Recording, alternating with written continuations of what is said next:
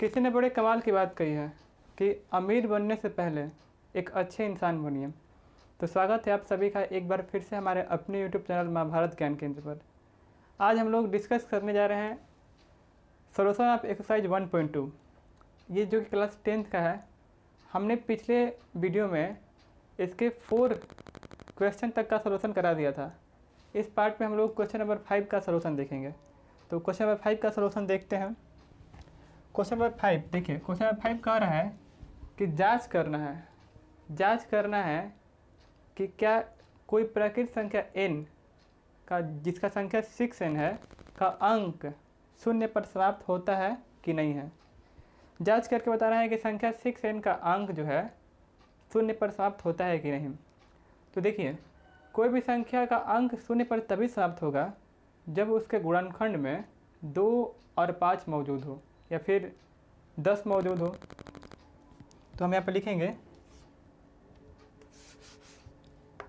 माना कि अंक शून्य पर समाप्त होता है।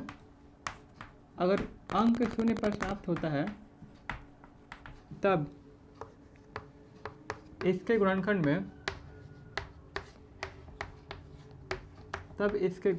में 2 और 5 होंगे। अगर अंक शून्य पर समाप्त होगा तो इसके गुणनखंड में 2 और 5 जरूर होंगे। अब यहाँ पर संख्या क्या है? संख्या 6n है। तो हम लोग 6n का क्या करेंगे? अभाज्य गुणनखंड देखेंगे। संख्या 6n का अभाज्य गुणनखंड।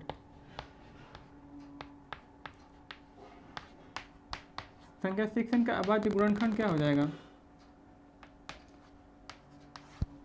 संख्या 6n का अभाज्य गुणनखंड देख लेंगे तो 6n का हो जाएगा, आपको देखिए 2 × 3 के पावर n या फिर 2 × 3, यहाँ पे पावर n रख दीजिए और यहाँ पर भी पावर n रख दीजिए। तो आपने देखा कि जो संख्या 6n है, 6n के अभाज्य गुणनखंड में 2 तो मौजूद है लेकिन 5 नहीं है। तो क्या ये संख्या 0 से क्या इस संख्या के अंत में 0 होगा? नहीं होगा। इसलिए नहीं होगा क्योंकि यहाँ पर 3 है, यहाँ पर 5 होता तो इस प्राकृत संख्या के अंत में 0 हो सकता था। अतः हम लिख सकते हैं, अतः संख्या 6n के अंत में संख्या 6n के अंत में 0 नहीं होगा, क्योंकि इसके गुणनखंड में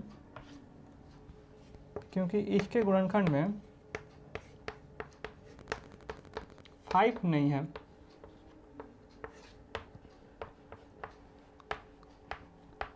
इसके गुणनखंड में 5 नहीं है। अगर 5 होता तो इस संख्या के लास्ट में यानी इन संख्या के अंत में 0 हो सकता था। यहाँ तक आप क्वेश्चन को नोट कीजिए, फिर हम लोग नेक्स्ट क्वेश्चन देखेंगे।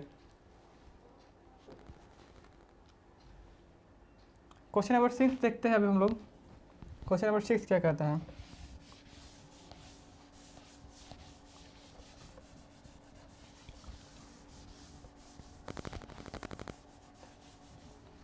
क्वेश्चन नंबर 6 कह रहा है कि हमें बताना है कि ये जो दोनों संख्या दी गई हैं ये भाज्य संख्या हैं। यहाँ पर एक संख्या दिया गया है 7 × 11 × 13 + 13 और दिया गया है क्या 7 × 6 × 5 × 4 × 3 × 2 × 1 + 5। अब बताना है कि भाज्य संख्या है कि नहीं। बहुत आसान है। भाज्य संख्या कैसे होगा? कोई संख्या भाज्य संख्या तभी होगा जब वो संख्या एक और अपने आप से विभाजित होने के साथ साथ किसी अतिरिक्त संख्या यानी दूसरी संख्या से विभाजित हो, तब वो संख्या क्या कहलाएंगी? भाज्य संख्या कहलाएंगी। यहाँ पर आप लोग देख लीजिए, मल्टीप्लाई कर दीजिए इसको। 77 × 13 + 13, 77 में 13 से मल्टीप्लाई कर देते हैं। 7 3 21 का 1 कैरी 2, 21 2 ऐड कर दीजिए 23 हो जाएगा। 7 7 1 10, यहाँ पर ये आ गया 1001, यानी 1001 और इसमें 13 जोड़ दीजिए, इसमें 3 जुड़ जाएगा तो 4 हो जाएगा और यहाँ पे 1 आ जाएगा 0 1। अब देखिए ये संख्या जो आया 10 14 यानी 1014, ये 2 से विभाजित है कि नहीं? 1 से विभाजित तो है ही संख्या और अपने आप से विभाजित है और 2 से ही विभाजित है, अतः यह संख्या भाज्य संख्या है। अतः यह भाज्य संख्या है। अतः यह भाज्य संख्या है क्योंकि यह, आप इसमें और स्टेटमेंट बढ़ा कर लिख सकते हैं, क्योंकि यह 1 और अपने आप से विभाजित होने के अतिरिक्त और भी संख्या से विभाजित होती है, जैसे कि 2 से विभाजित होता है, 3 से विभाजित होता है, 6 से विभाजित होता है, तो इसलिए संख्या भाज्य संख्या है। सेकंड में देखते हैं, देखिए मल्टीप्लाई कीजिए, 7 6 42,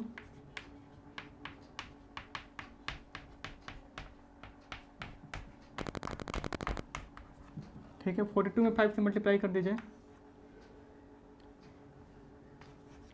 210 आ जाएगा, multiply 4 multiply 3 multiply 2 multiply 1 plus 5, इसमें 4 से मल्टीप्लाई कर दीजिए, 4 से मल्टीप्लाई कीजिए 0 4 और 8, मल्टीप्लाई 3 मल्टीप्लाई 2 मल्टीप्लाई 1 प्लस 5, इसमें 3 से मल्टीप्लाई कर दीजिए,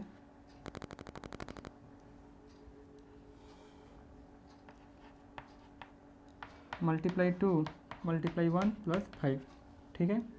अब इसमें आप 2 से मल्टीप्लाई कर दीजिए, इंटू 1 प्लस 5 है, आपस में जोड़ देंगे तो कितना हो जाएगा, यानी 5045 आ जाएगा। अब ये देखिए ये जो संख्या है इसके लास्ट में क्या है 5 है, तो ये संख्या 5 से डिविजिबल है, अर्थात ये संख्या 1 से तो विभाजित है और अपने आप से विभाजित है, और साथ ही साथ यह संख्या 5 से भी डिविजिबल है, 5 से भी विभाजित है। तो इसलिए ये सारे जो दोनों संख्याएं हैं वो क्या है, भाज्य संख्या है। यहाँ पर भी लिख सकते हैं कि अतः यह भाज्य संख्या है। यहाँ तक जल्दी से इसका स्क्रीनशॉट ले लीजिए, फिर हम लोग आगे इसका नेक्स्ट क्वेश्चन देखते हैं। स्क्रीनशॉट ले लीजिए।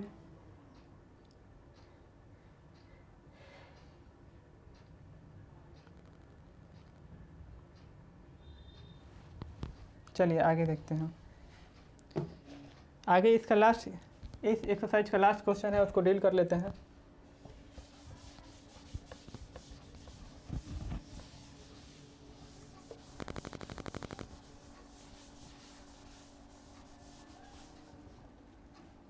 लास्ट क्वेश्चन ये कह रहा है कि थोड़ा लंबा क्वेश्चन है। लास्ट क्वेश्चन हमें बताना है कि किसी खेल के मैदान के चारों ओर एक वृत्ताकार पथ है। इस मैदान का एक चक्कर लगाने में सोनिया को 18 मिनट लगते हैं। सोनिया को कितने मिनट लगते हैं? सोनिया को 18 मिनट लगते हैं। सोनिया को 18 मिनट लगते हैं और इसी मैदान का चक्कर लगाने में रवि को 12 मिनट लगते हैं।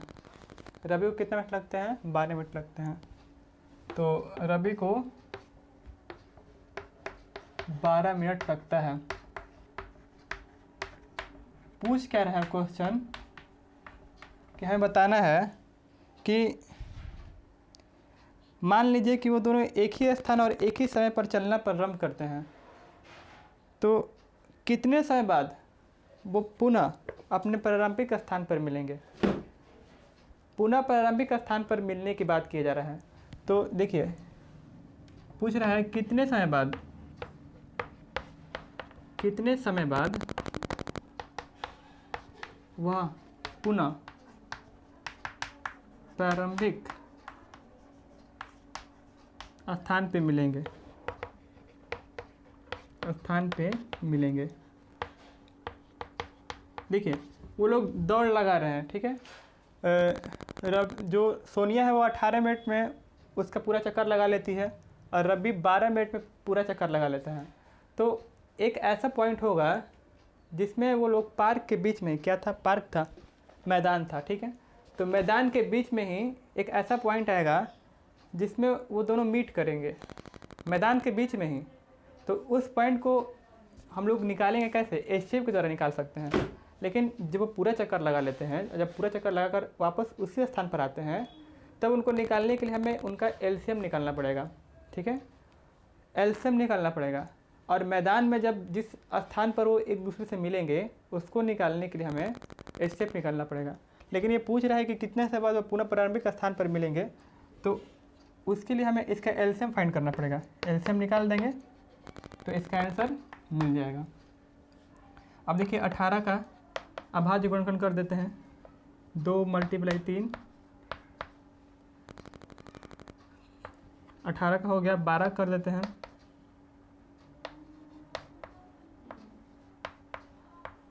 ठीक है। अब इसको या तो हम लोग इस तरह से भी तो लिख सकते हैं ना, और 2 3 के पावर 2, या फिर और 2 के पावर 2 और यहाँ पर 3।